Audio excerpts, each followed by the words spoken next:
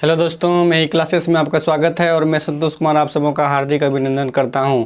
आज मैं आप लोगों के लिए बहुत ही इम्पोर्टेंट टॉपिक लेकर आया हूं, जो कि हम लोग पॉलिटी में जानेंगे राज्य विधान परिषद के बारे में। राज्य विधान परिषद जो कि राज्य विधानमंडल का एक उच्च सदन होता है, इसके विषय में हम लोग बहुत डिटेल से जानेंगे। आइए दोस्तों जानते हैं राज्य विधान परिषद। राज्य विधान परिषद जो कि राज्य विधानमंडल का एक उच्च सदन होता है दोस्तों। इसका गठन या संरचना जो किया जाता है, संरचना यह आर्टिकल 171 के तहत किया जाता है। राज्य विधान परिषद का गठन या संरचना आर्टिकल 171 के तहत किया जाता है। यह एक उच्च सदन होता है। यह एक उच्च सदन होता है। यह अस्थाई सदन होता है और यह कभी भी भंग नहीं किया जाता है। यानी कहने का अर्थ यह हो गया दोस्तों, राज्य विधानमंडल का जो राज्य विधान परिषद होता है, यह एक उच्च सदन होता है। यह अस्थाई सदन है और यह भंग नहीं होता है। इसके सदस्य का जो कार्यकाल होता है दोस्तों, वह 6 वर्ष का होता है। इसके सदस्य का कार्यकाल 6 वर्ष का होता है और इसके सदस्य बनने के लिए न्यूनतम उम्र 30 वर्ष होना चाहिए। न्यूनतम उम्र 30 वर्ष होना चाहिए। इसके बाद इसके जो सदस्य होते हैं दोस्तों, वह प्रति 2 वर्ष पर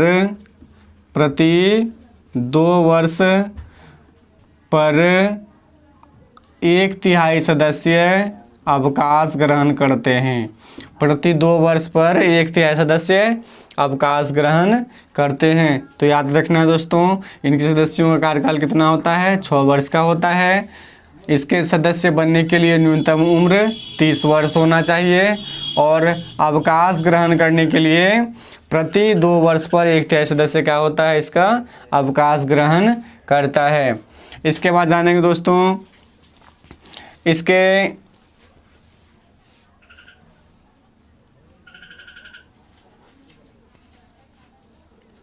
वर्तमान में केवल 6 राज्य में ही द्विसदनात्मक व्यवस्था है। याद रखना दोस्तों, केवल 6 राज्य में ही द्विसदनात्मक व्यवस्था है, जिसमें कि राज्य विधान परिषद जो है वह केवल 6 ही राज्य में अस्तित्व में है। राज्य विधान परिषद केवल 6 ही राज्य में अस्तित्व में है। तो ये 6 राज्य हैं। आपका उत्तर प्रदेश हो गया दोस्तों पहला। इसके बाद हो गया आपका महाराष्ट्र। इसके बाद हो गया आपका बिहार। इसके बाद हो गया कर्नाटक। इसके बाद आंध्र प्रदेश। इसके बाद हो गया तेलंगाना। इसके बाद हो गया दोस्तों तेलंगाना। तो वर्तमान में केवल 6 ही राज्य में राज्य विधान परिषद अस्तित्व में है। उत्तर प्रदेश, महाराष्ट्र, बिहार, कर्नाटक, आंध्र प्रदेश और तेलंगाना। केवल 6 ही राज्य में राज्य विधान परिषद अस्तित्व में है। इसके बाद जानेंगे दोस्तों राज्य विधान परिषद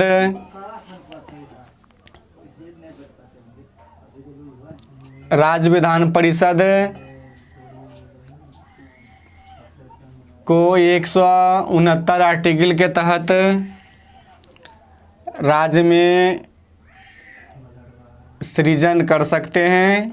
राज्य में सृजन कर सकते हैं या इसको समाप्त कर सकते हैं।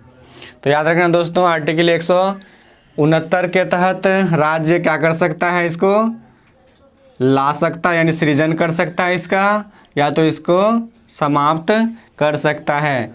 169 आर्टिकल के तहत राज्य विधानसभा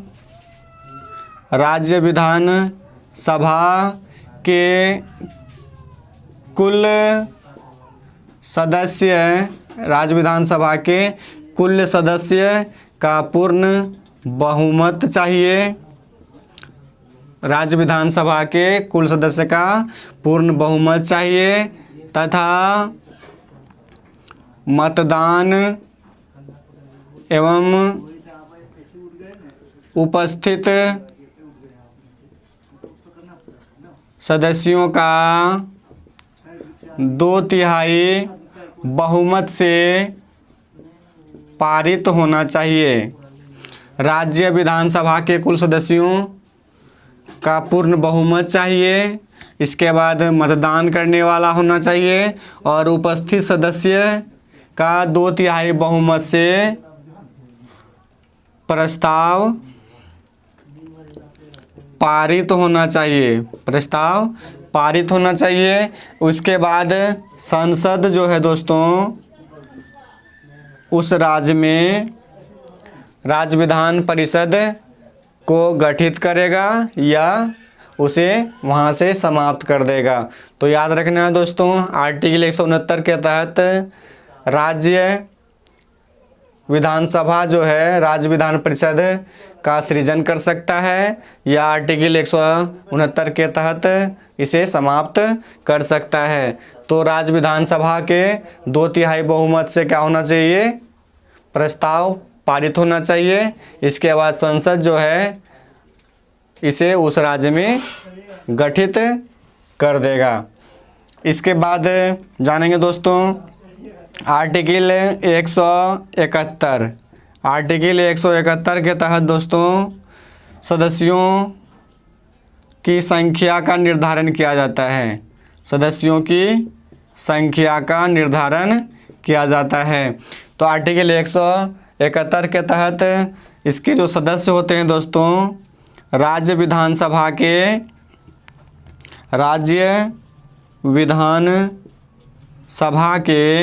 कुल सदस्यों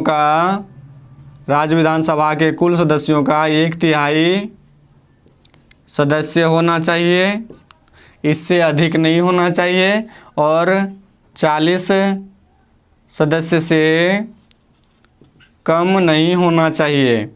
तो याद रखना है दोस्तों, राज्य विधान परिषद में जो सदस्य की संख्या होगी वह राज्य विधानसभा के कुल सदस्य का 1/3 होना चाहिए, इससे अधिक नहीं होना चाहिए और 40 से कम नहीं होना चाहिए।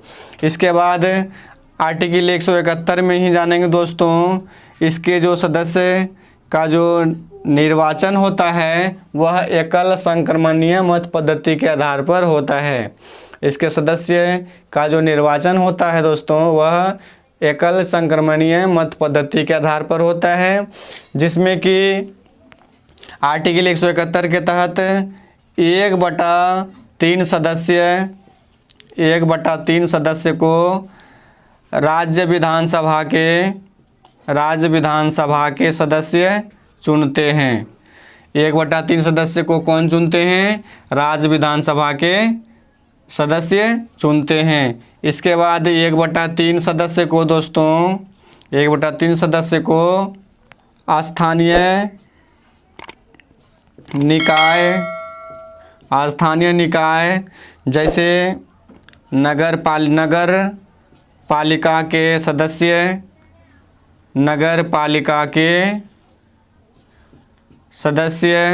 या जिला बोर्ड के अध्यक्ष इसे चुनते हैं। 1/3 सदस्य को स्थानीय निकाय जैसे नगर पालिका के सदस्य या जिला बोर्ड के अध्यक्ष इसे चुनते हैं। इसके बाद जानेंगे दोस्तों 1/12 सदस्य को 1/12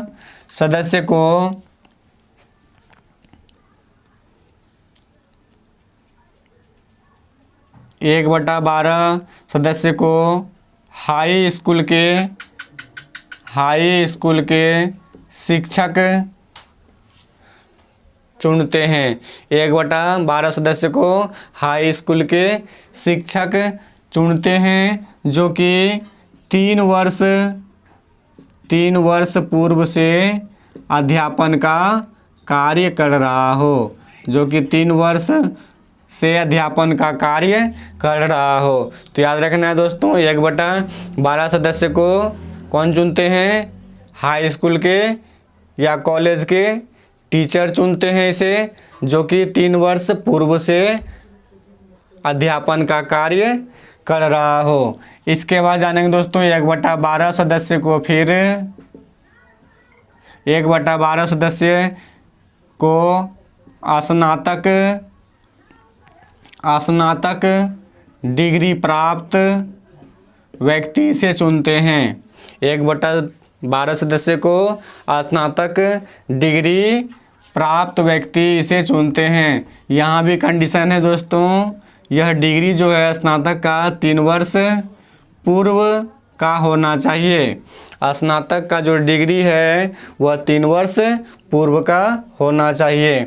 इसके बाद दोस्तों जानेंगे 1/6 सदस्य। तो याद रखना दोस्तों, 1/6 सदस्य को राज्यपाल मनोनीत करते हैं। राज्यपाल 1/6 सदस्य को मनोनीत करते हैं, जो कि विज्ञान, कला, साहित्य, सहकारी आंदोलन, समाज सेवा आदि क्षेत्रों में ख्याति प्राप्त व्यक्ति हो। 1/6 सदस्य को कौन मनोनीत करते हैं दोस्तों? राज्यपाल मनोनीत करते हैं, जो कि वह व्यक्ति जो है विज्ञान, कला, साहित्य, सहकारी आंदोलन या समाज सेवा से संबंधित हो। इसके बाद जानेंगे दोस्तों आर्टिकल 182 के अंतर्गत, राज्य विधान परिषद का एक सभापति होगा और एक उप सभापति होगा। तो याद रखना दोस्तों, आर्टिकल 182 के तहत विधान परिषद में एक सभापति होगा और एक उप सभापति होगा, जो अपने सदस्यों में ही चुना जाएगा। आर्टिकल 182 के तहत एक सभापति होगा और एक उपसभापति होगा, जो अपने सदस्यों में ही चुना जाएगा। इसके बाद जानेंगे दोस्तों आर्टिकल 183। आर्टिकल 183 में सभापति त्यागपत्र उप सभापति को देगा और उप सभापति त्यागपत्र सभापति को देगा। तो याद रखना दोस्तों, आर्टिकल 183 के अंतर्गत सभापति त्यागपत्र किसे देगा? उपसभापति को देगा और उपसभापति त्यागपत्र सभापति को देगा। तो याद रखना दोस्तों, बहुत इंपॉर्टेंट क्वेश्चन है।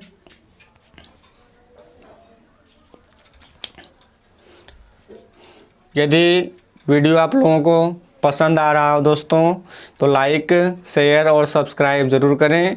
मैं आप लोगों के लिए इसी प्रकार का बहुत ही इम्पोर्टेंट वीडियो प्रोवाइड करता रहूँगा। वीडियो देखने के लिए धन्यवाद।